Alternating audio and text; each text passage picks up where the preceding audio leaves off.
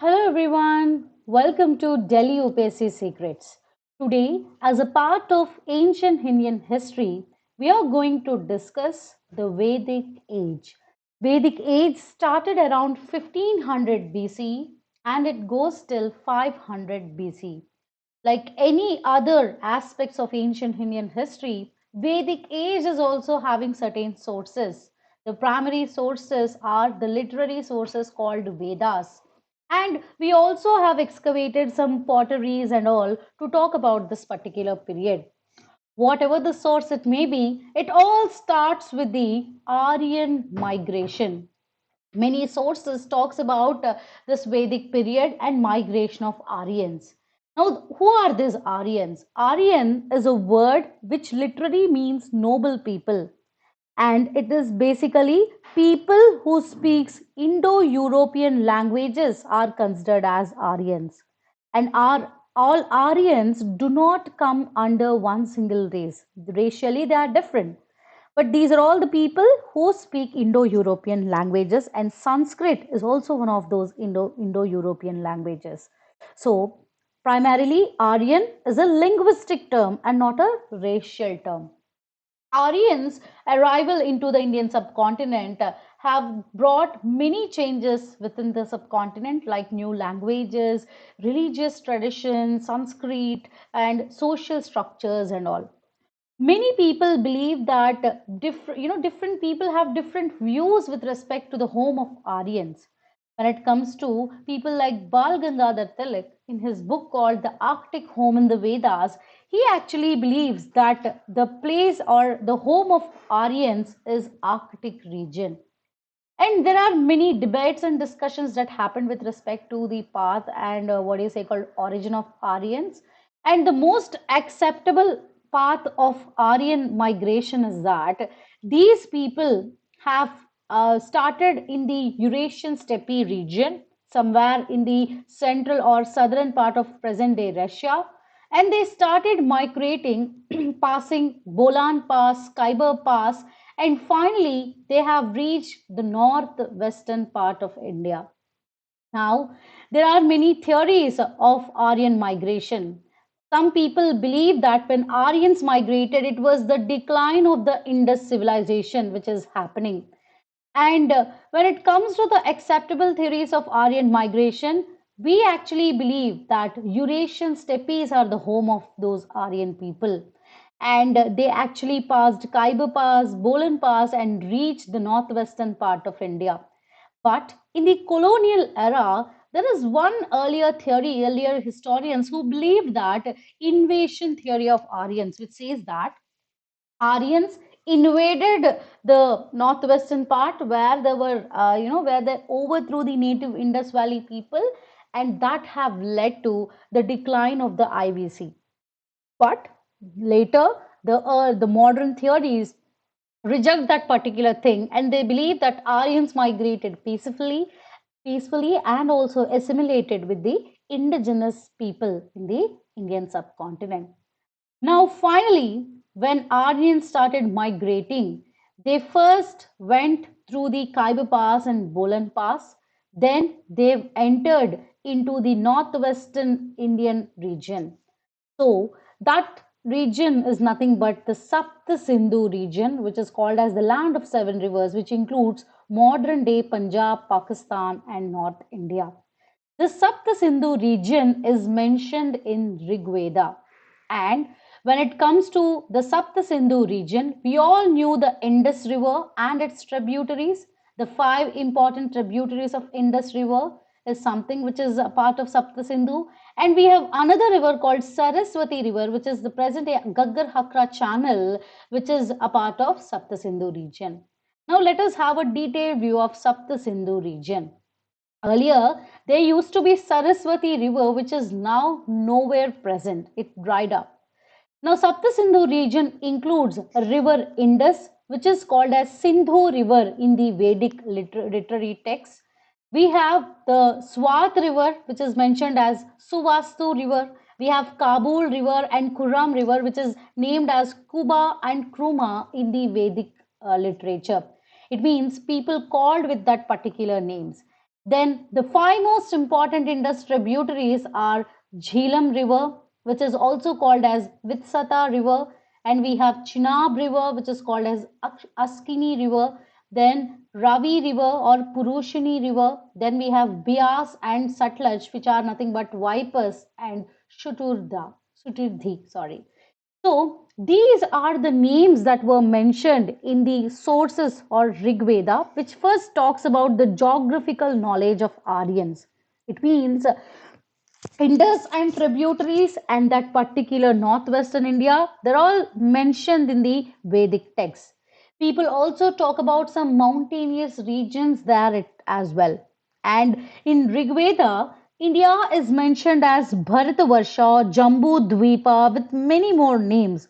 And with the word called Samudra, we can also understand that these Aryan people had the knowledge of sea. Now, who are these Aryans? They are nothing but the tribal people who've entered into India, and gradually, in the course of migration, they have settled in different parts of our country, right? So, Sapta Sindhu region is the most significant region which talks about Aryan settlement in the Indian subcontinent. Later, they have migrated and they have entered Ganga Yamuna belt as well in the later stages. All right. Now, when it comes to some more texts for the traits of Aryan culture, we have Rigveda, which is the most important literary source, and we have Jind Avesta, which is an Iranian text which talks about the Aryans. It's an Iranian classical text which talks about the presence of Aryan in the Iran, and it also mentions some Aryan gods as well. Then we have Kassite inscription, which also records the presence of Aryans around 1500 BC. From the Iran, they have entered into Afghanistan. And there we have Bhogoskoy or Mithani inscription, which records the presence of Aryans in the Afghanistan. And it also talks about the wars between Aryans and the native tribes called Hittites. They further say that when war ended between the two people, the treaty reached between them and it was witnessed by Taras, Agni Deva, Mitra, and Nasatyas, which are gods of truth. Which means all these texts, including Homer's Iliad and Odyssey, also talks about the presence of Aryans in that particular region. So these are all the sources of the Aryan migration into the Sapta Sindhu region or the land of seven rivers. Moving forward, the arrival of Aryans was a transformative period in the Indian history, and their migration have led to the formation of something called Vedic civilization. And it laid the foundations for Vedic society, Vedic religion, language, and this blending of Aryans with the indigenous cultures created a rich, diverse tapestry that still influences Indian civilization. Now let us talk about Vedic age in particular. As I told you, it actually, it actually belongs to 1500 BC and 500 BC. So to understand various changes within the Vedic period, we have two important segregation, early Vedic age and later Vedic age. Early Vedic age is the period between 1500 to 1000 BC because this period, the early Vedic age, marks the beginning of ancient Indian civilization, the migration of Indo-Aryans, and it is primarily known as Rigvedic period because Rigveda is the text which was composed in that particular period. The earliest of Vedas was composed in this particular period. And we have later Vedic age, which is around 1000 to 600 BC, which marks the period of early Vedic era in the ancient India, and it is characterized by various social and political changes. Later Vedic age is something about the Punjab region to Gangetic plains, leading to the rise of kingdoms like Koshala, Kuru, and all. The societal structure have become more complex in the Vedic later Vedic age with Varna system and all which are becoming more rigid. Vedic rituals evolved, like Upanishads were composed, and the three other Vedas like Yajur, Sam, and Atharva Vedas were composed in the later Vedic period. Now, today's lecture focuses more about the early Vedic age, and that can be studied with the help of four different sections. Now, first, we'll talk about Rigveda. Rigveda is the first of all the Vedas and it was composed in the early Vedic period itself. Rigveda composed during 1500 to 1000 BCE and it consists of 1028 hymns. It's all about the praisings of gods in that particular period. And those hymns talks about the greatness of gods and those gods include Indra, Varuna, and all. And we have certain mandalas of Rigveda. People believe that Rigveda had 10 mandalas, out of which first and 10th mandala were actually composed in the later Vedic periods. And here you can actually see rishis who actually composed that Rigveda. Okay. Now in that, the seventh mandala is very important, which was composed by Vasishta. And we have 10th mandala of Rigveda, which is composed later. And that 10th mandala contains Purusha Sukta, Gayatri Mantra, and many more, which talks about the societal structure of the Rigvedic period. Rigvedic people have worshipped many gods, which are also mentioned in the Zindavista like texts, like Iranian texts. They have mentioned gods like Indra, who is also called as Purandara. They have mentioned about Varuna. They have mentioned about Agni and Mitra, who is Surya Deva. So, Rigvedic period talks about all these gods, and 1028 hymns are all about the praising of these particular gods itself. Now, apart from that, Rigvedic people were also aware of doing sacrifices, yajnas. They were performed by Brahmins, and the hymns played a very key role in those ceremonies. Rigveda also talks about certain geographical aspects like the Mount Mazuvant, which is known for Soma drink. Soma is a favorite drink of Aryan people and it also represents the moon god as well, but Soma as such is basically a favorite drink of Aryans. In Rigveda lions were mentioned but not tigers. Rigveda describes India as Bharatavarsha. So there are many evidences from the Rigveda which talks about the Vedic culture. Moving forward, we have the most important tribal conflicts in the mythology and in the Indian history in the which is mentioned in the Rigvedic period, and that tribal conflict is between Maharshi Vashishta and also Viswamitra. As I told you, these particular people are Aryans and they actually used to call themselves the superior people, and we have non-Aryans as well, who are actually termed as dasas or dasyus. And this tribal conflict between Vashishta and Vishwamitra was mentioned in Rig Veda as Dasaraja battle. We actually call it as Battle of 10 Kings.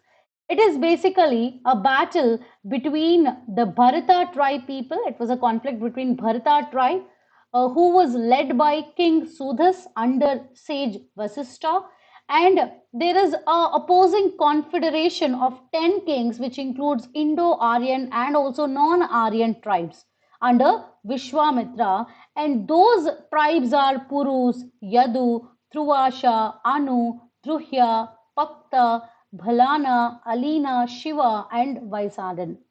And among all of them, Purus are little more important tribes because later Vedic period we have Bharata tribe combines with the Puru and starts something called Kuru Samraj. Okay, so these are the tribal conflicts. It means during the pattern of migration, we see the internal conflicts within the Indo-Aryan people and also with the non-Aryan people. So that is one thing which is the most important event with respect to this particular Rigveda. And it is said that this particular war, the Battle of 10 Kings, was fought at Ravi River. And the name of Ravi River in Rigveda is Purushini River, which was mentioned in the Rigveda. And these 10 tribes had a conflict with the Bharata tribe head Sudhas, and finally that have led to the what do you say called most significant event where Sudhas won the battle due to his superior strategy and from the blessings of Lord Indra and Vasishta. And today, the name Bharatavarsha, Bharata, was eventually named after the tribe Bharata itself. And he is the one who have led the Bharata tribe later. That's what people actually believe. So, this is all about the intro to Rigveda. Now, let us dive deep into the Vedic or Rigvedic society. Now, Rigvedic society had four important points to discuss: the family and kinship, classes and division of labor, position of the women, and social evils in that particular period. And these four are the most crucial aspects to discuss. Now, when it comes to family and kinship, patriarchal society is the Vedic society. It means it is male dominated society. The father's surname is actually taken. It is patrilineal as well. So there used to be joint families. It is a patrilineal society, and kingship groups were also there, which were actually called as chanas. Okay, they're all the so-called kinship groups, and within that we have smaller kinship groups, which is called as kula, and we have kulapati, who is the head of that particular kula. Then they all were ruled by someone called Raja or Rajan, who is not a monarch but a mere protector of that particular tribe. So, this is how the family and kinship of the Vedic people used to be. Now, when it comes to position of women, this period is the last period I can say where women have enjoyed extreme freedom, because women were given absolute freedom and liberty. They have studied Vedas. They used to wear the sacred thread which Brahmins wear today, and perform Brahmins and many other people wear, and they used to perform rituals as well, which is quite a restrictive thing in the today's what do you say understanding, right? But in that particular period, women used to have that particular privilege, and they participated in something called samitis. Samitis are nothing but a group of people sitting together, which includes the village heads, the family heads, and many more people to discuss about the changes or any what do you say called organizing things or changes with respect to their community. So samiti is like an assembly of the people in which women were allowed basically. Then there used to be scholars also in the Rigvedic period. They are called as Brahmavadinis or Vishwavadinis. They are actually people who are well versed with the Vedas. We have people like Gargi, Maitreyi, Lopamudra, Jabala, and Vishwavara, who are actually considered as the great scholars, great women scholars of the Rigvedic time. And if you actually knew this, it was Gargi who challenged the greatest scholar of Rigveda, who is Yajnavalkya. And Yajnavalkya, you might be knowing, right? He is the person who have composed Brihadaranyaka Upanishad, and the first Upanishad which talks about transmigration of souls. So that how the great scholars used to be there. And Gargi is a person who challenged that Yajnavalkya. Then when it comes to classes and division of labor, there used to be Varna system which started evolving for the first time, and Vedic people have classified the Varnas into two particular parameters. Number one is that on the basis of color complexion, skin color, they have Shweta Varna people and Krishna Varna people. Then we have a particular division of labor on the basis of occupation, aptitude, and temperament. Those are Brahmana, Kshatriya, Vaishya, Sudra, and below them there used to be Dasas and Dasyus. Okay, that's how the so called social organization is. Now, when it comes to Vedic society in particular, Varna system is simply an occupational division of labor by then. So we have scholars or people who recite Vedas and do yajnas called Brahmanas, and people who secure the city are called as Kshatriyas. Then we have merchants who are Vaishyas, and the people who work who are called as Sudras. And the most important aspect of Vedic society is that you can interchange between your Varna. For example, I love doing merchant, or I love doing trading, or I love doing what do you say called merchant activities. I can change my Varna into Vaishyas. And this system literally converted into a caste system later, which has become rigid. But during Vedic period, it is the most flexible system. And the most, what do you say, beautiful aspect of Vedic period is that there is no social evils like child marriages were not there, sati system, dowry system, and untouchability, because Rigveda never mentions about such things. And it was purely a democratic, liberal society which even permitted widow remarriages. That's how advanced thinking society the early Vedic society is. Now, within society, another important aspect is to discuss about the Vedic religion. Vedic people have worshipped the forces of nature. There is one particular theory called Hiranyagarbha, which is like a ritual, a sacrifice which was performed by the people during the beginning of universe. And with the ritual called Hiranyagarbha itself, people believe that universe have originated. So that's how advanced thinking the people used to have in that Vedic period.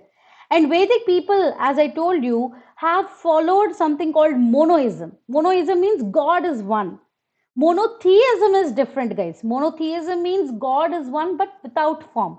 But Vedic people believed in monoism, which means God is one.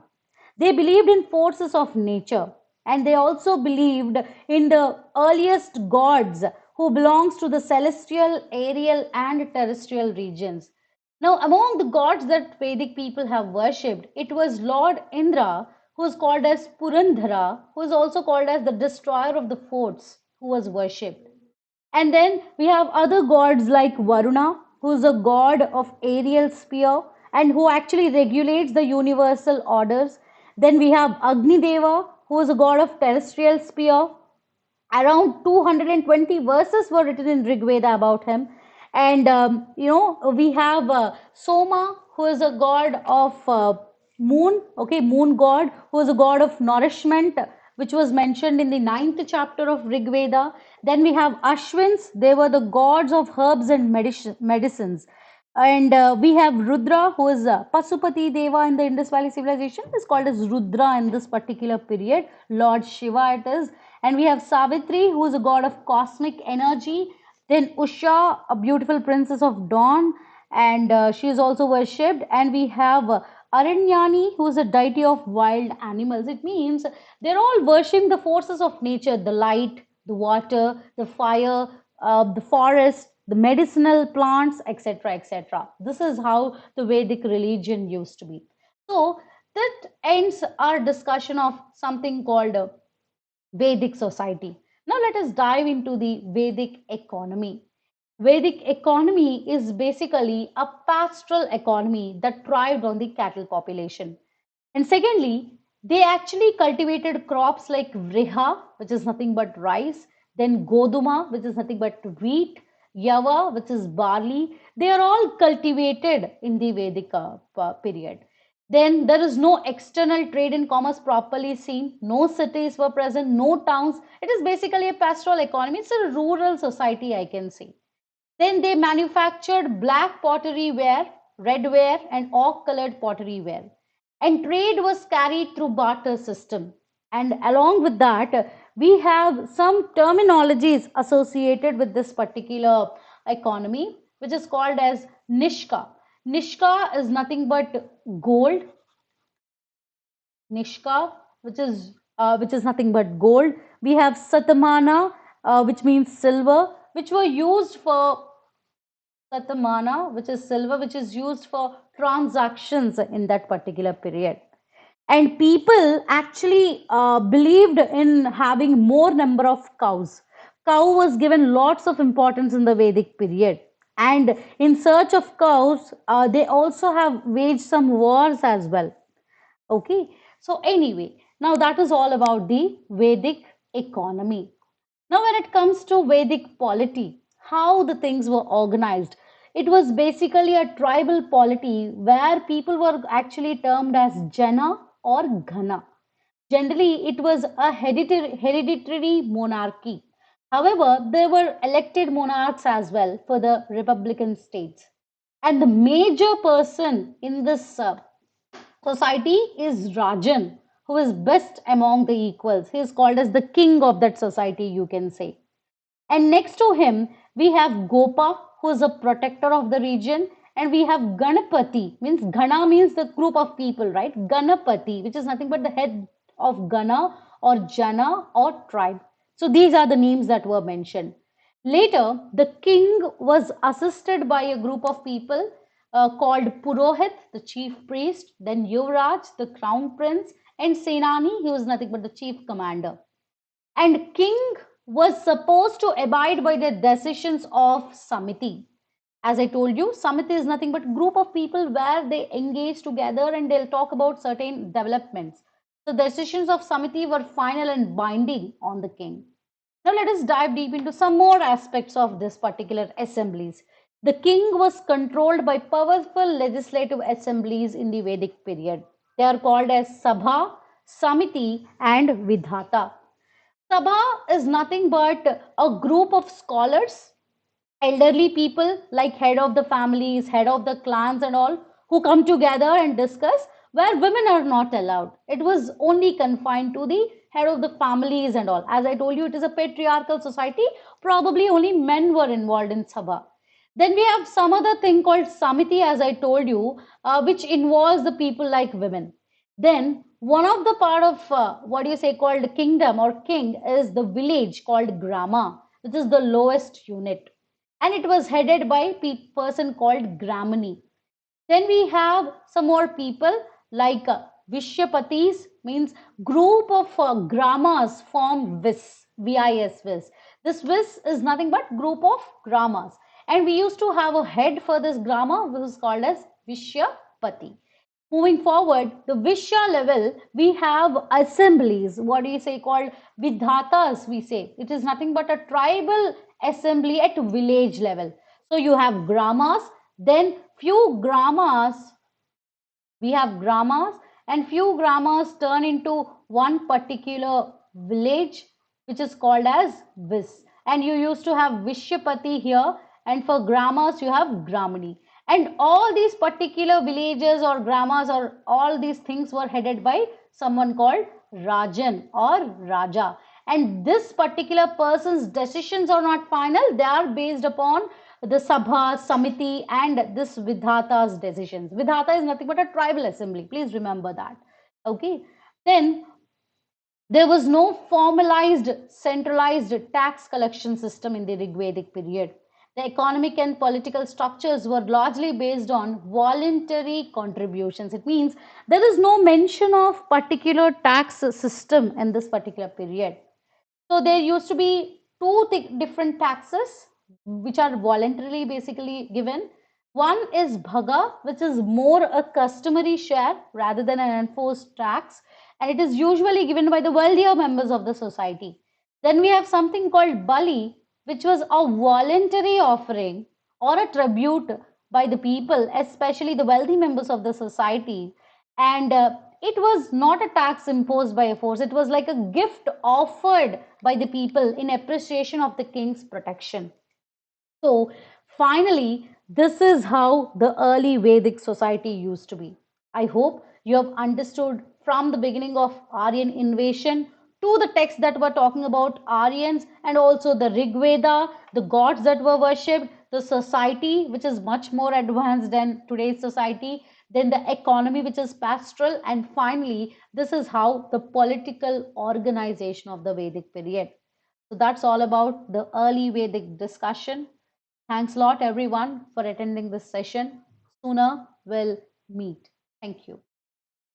दोस्तों, अगर आप भी चाहते हैं कि current affair portion से आपका एक भी क्वेश्चन गलत ना हो, तो आप हमारी Google play store app Delhi secret से परचेज कर सकते हैं हमारा LBSNAA express current affair batch सिर्फ ₹499 में। इस बैच की वैलिडिटी हमने 2 साल रखी है। ताकि आप यूपीएससी के अलावा भी और कई एग्जाम्स और स्टेट पीएससी एग्जाम्स को टारगेट कर सकें। इस बैच का परचेज लिंक आपको नीचे डिस्क्रिप्शन में मिल जाएगा। दिल्ली यूपीएससी सीक्रेट्स प्लेटफॉर्म पर आप फ्रीली इंटरेक्ट और कनेक्ट कर सकते हैं कई टॉपर्स से, जैसे कि आईएएस विशाल नरवाड़े सर, जो कि 6 प्रीलिम्स, मेंस और इंटरव्यूज क्लियर कर चुके हैं and has been selected previously as IAS, IPS and IRS. Delhi UPSC secrets in recent few years कई सारे टॉपर्स दे चुका है और आप अगले हो सकते हैं। हमसे इसी तरह जुड़े रहने के लिए डाउनलोड करें गूगल प्ले स्टोर या एप्पल ऐप स्टोर से दिल्ली सीक्रेट्स ऐप। हम टेलीग्राम पर भी उपलब्ध हैं एज दिल्ली यूपीएससी सीक्रेट्स, और आप हमारे यूट्यूब चैनल को भी सब्सक्राइब कर सकते हैं as Delhi UPSC secrets. Thank you very much and have a great day.